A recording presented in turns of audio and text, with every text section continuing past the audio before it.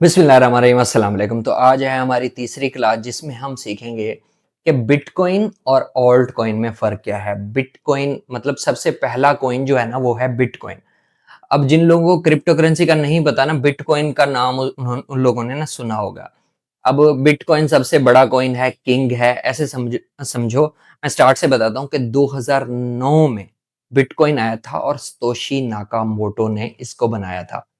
Blockchain की technology के साथ बिटकॉइन बना दिया था। अब बिटकॉइन को कंपेयर किया जाता है गोल्ड से, क्योंकि गोल्ड की सप्लाई भी लिमिटेड है और उसकी उसकी माइनिंग की जाती है, मतलब पहाड़ों में जाके खुदाई वगैरह करते हैं और वो हमें जितना मिल गया, लिमिटेड सप्लाई है, इसलिए महंगा होता जा रहा है क्योंकि वो बहुत ज्यादा नहीं मिल रहा। इसी तरह बिटकॉइन जो है ना, उसकी सप्लाई भी लिमिटेड कर दी गई थी। 21 मिलियन सप्लाई है उसकी, वो लिमिटेड हो गई है और उसकी माइनिंग जो है चल रही है, जो कि एक टाइम के बाद जो है उसकी माइनिंग रुक जाएगी और उसकी सप्लाई बिल्कुल खत्म हो जाएगी। अब जब इसका रेट जो है ना वो बढ़ता रहेगा। ये है बिटकॉइन, ठीक है? क्योंकि इसकी सप्लाई इस गोल्ड से इसलिए कंपेयर किया जाता है कि इसकी सप्लाई लिमिटेड है। ये इसका ऑनर जो है सतोशी नाकामोटो अब नहीं मिल रहा है, उसका कोई पता नहीं है कि वो मर गया है या जिंदा है। उसने उसको बना के कंप्यूटर्स में ऐसे समझो छोड़ दिया है ब्लॉकचेन में। अब जब लोग उसकी बाइंग करते रहते हैं तो वो पंप होता रहता है, लोग उसको सेल करते हैं तो वो नीचे गिर जाता है। लेकिन इसकी सप्लाई लिमिटेड है, जिसकी वजह से ना जब इसकी माइनिंग कंप्लीट हो जाएगी तो सिर्फ इसकी प्राइस ज्यादा चांसेस यही हैं कि सिर्फ बढ़ती रहेगी, कम नहीं होगी, क्योंकि लोग आगे डिजिटल दौर आ रहा है और आपको पता है कि लोग बाइंग पे ज्यादा तवज्जो दे रहे हैं कि आगे जाके जैसे गोल्ड को बाय करके रखते हैं और प्राइस ऊपर जाती रहती है। डिजिटल वर्ल्ड का गोल्ड ऐसे समझो बिटकॉइन है। अब एक चीज होती है मेन। अब एक चीज मेन चीज बन गई, उसके बाद ना फिर उसका अल्टरनेटिव आता है। मतलब अगर आप ये बाय नहीं कर सकते ना, तो आप उसकी जगह ये बाय कर लो, ठीक है? मतलब ये चीज महंगी है ना यार, मैं नहीं बाय कर सकता, बहुत ज्यादा महंगी है, तो अल्टरनेटिव कंपनीज आती हैं, उसका अल्टरनेटिव निकालना स्टार्ट कर देती हैं कि भाई तुम अगर बिटकॉइन नहीं बाय कर सकते ना, तो इथेरियम बाय कर लो, बीएनबी बाय कर लो, सोलाना बाय कर लो, एक्सआरपी बाय कर लो, ये तुम्हारी प्राइस के मुताबिक है। मतलब 1 रुपए से लेके ऐसे समझो करोड़ों रुपए तक। इस वक्त अगर पाकिस्तान रुपीज में देखा जाए तो 1 रुपए का भी कॉइन मिलता है और बिटकॉइन 3 करोड़ का भी मिलता है। तो बिटकॉइन किंग हो गया, वो एक अलग ब्लॉकचेन पे मतलब है, जिसका ऑनर इस वक्त पता नहीं जिंदा है या मर गया है। लेकिन बाकी जो ऑल्ट कॉइन है ना, अल्टरनेटिव कॉइन, अब ये किसी ना किसी वजह से बनाया गया था। फॉर एग्जाम्पल सोलाना है, फास्ट ट्रांजेक्शन को यूज करने के लिए बनाया गया था।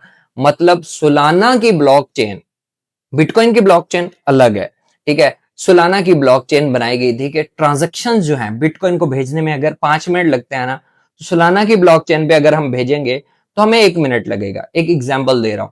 तो इस तरह डिफरेंट कॉइन, कोई एनएफटी पे काम कर रहा है, कोई ट्रांजैक्शन फास्ट कर रहा है, कोई जैसे अब बाइनांस एक्सचेंज का अपना कॉइन जो है बीएनबी, वो उसका बाइनांस इकोसिस्टम पे काम कर रहा है। तो इस तरह अल्टरनेटिव कॉइन्स बनाए गए थे जो डिफरेंट टास्क भी परफॉर्म करते हैं और मतलब डिफरेंट कंपनीज आके वो अपने कॉइन्स लॉन्च करती हैं।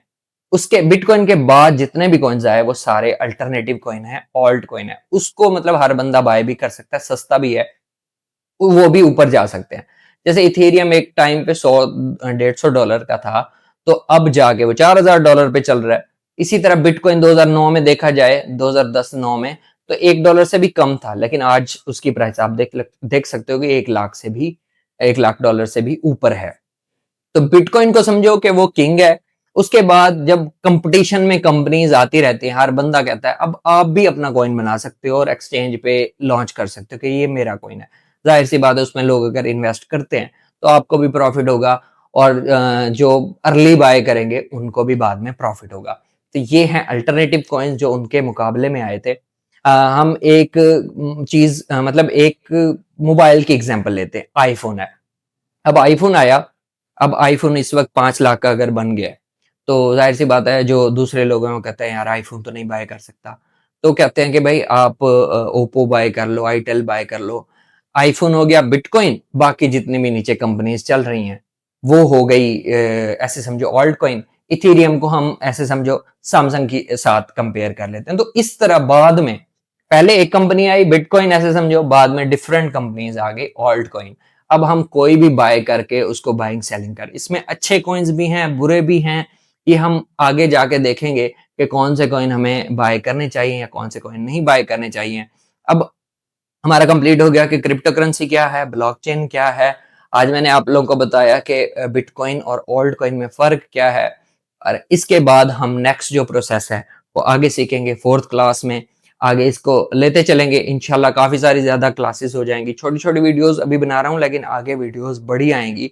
उसकी रीजन ये है कि आगे आपको समझने के लिए बहुत सारी चीजें अभी बाकी हैं। तो मिलते हैं। अगर इसके रिलेटेड अगर आपका कोई क्वेश्चन है तो आप कमेंट सेक्शन में पूछ सकते हो या व्हाट्सएप पे मैसेज कर सकते हो। तो आगे नेक्स्ट फोर्थ क्लास में मिलते हैं। आपने बेल नोटिफिकेशन ऑन कर लेना है, चैनल को सब्सक्राइब कर लेना है।